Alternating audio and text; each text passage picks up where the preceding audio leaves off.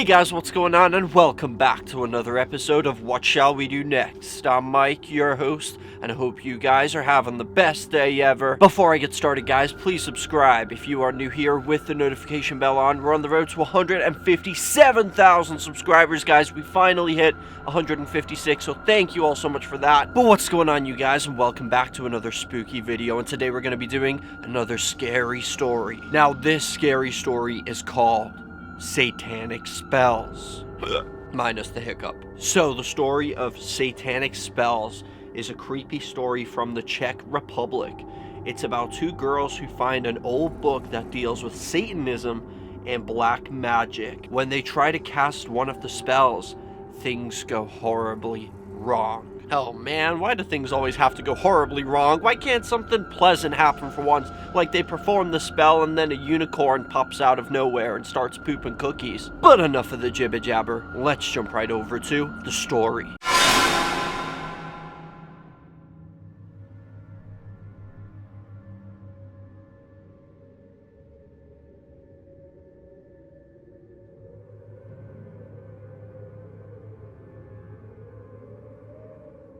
Satanic Spells. One night, a young girl named Agnieszka picked up the phone and called her best friend Claudie.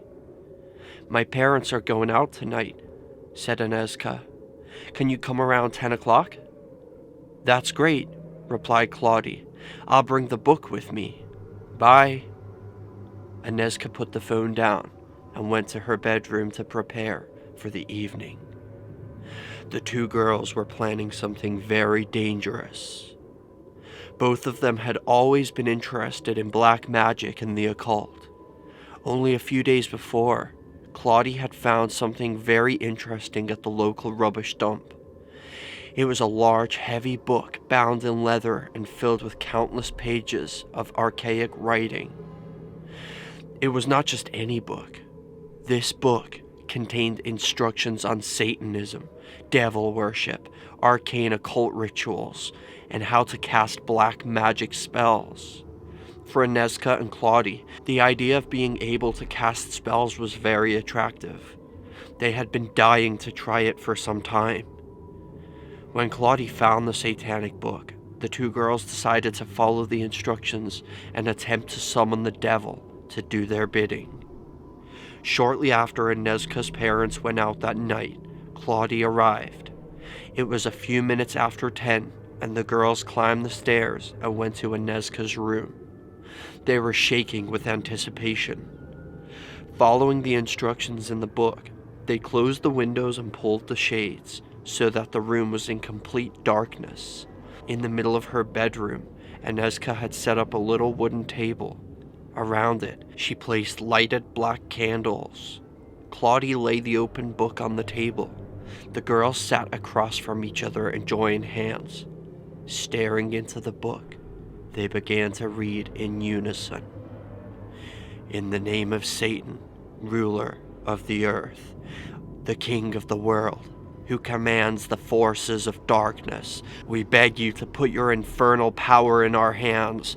Spread wide the gates of hell and come forth the abyss to greet us as a brother and a friend."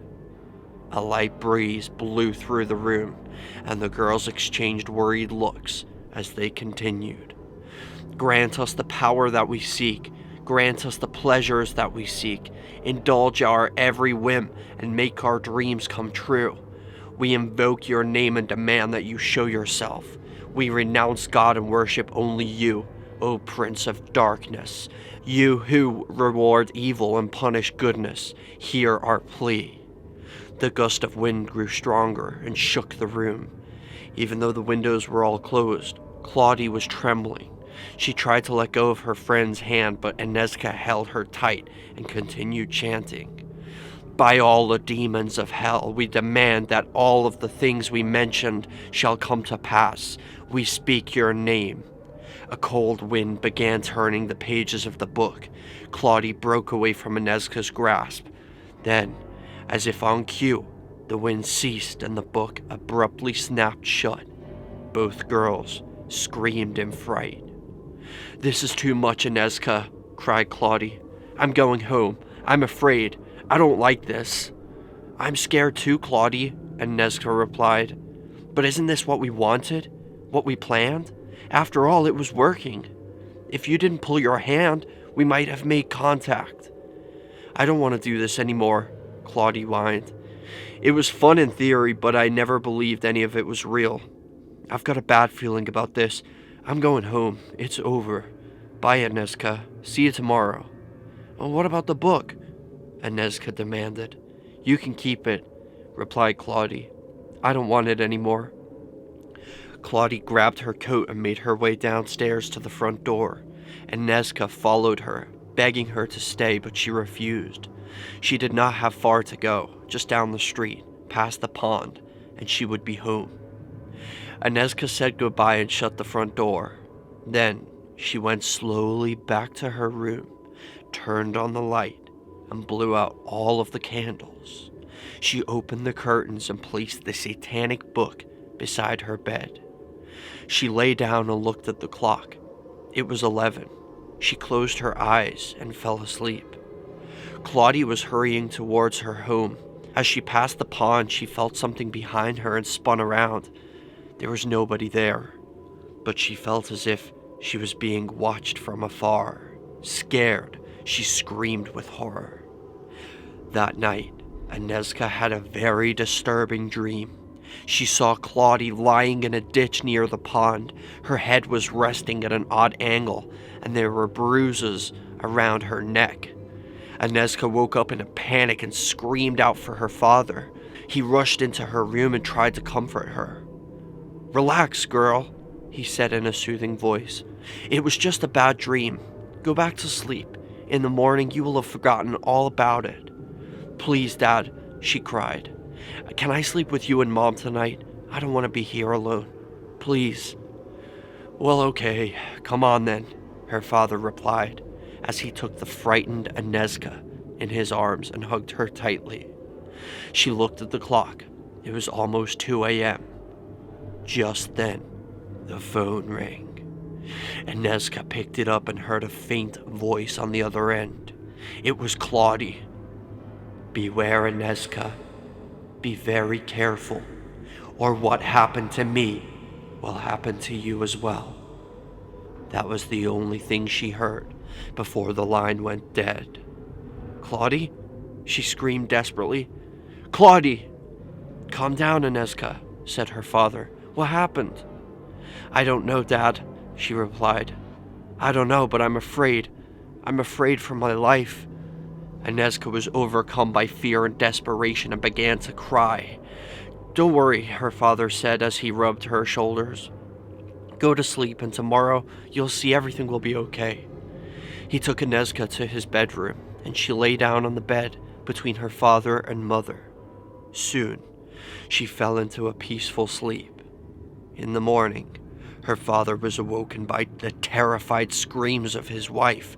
Opening his eyes, he was horrified to see his daughter lying dead beside him. Anezka's body was stiff, and her throat was black and blue. She had been strangled.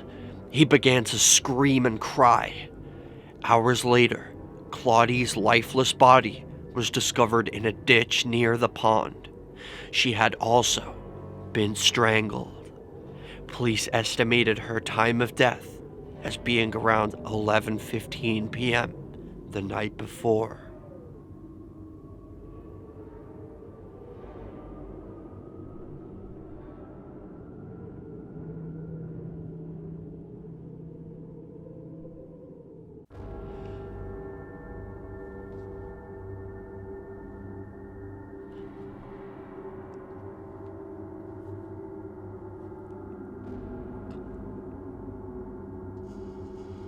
What? Guys, this is why you don't play around with demons, black magic, satanic shit. You don't play around with that kind of stuff. In fact, I felt a little weird just reading the friggin' chant. I felt like I was doing something wrong. So I'm gonna pray now just for forgiveness.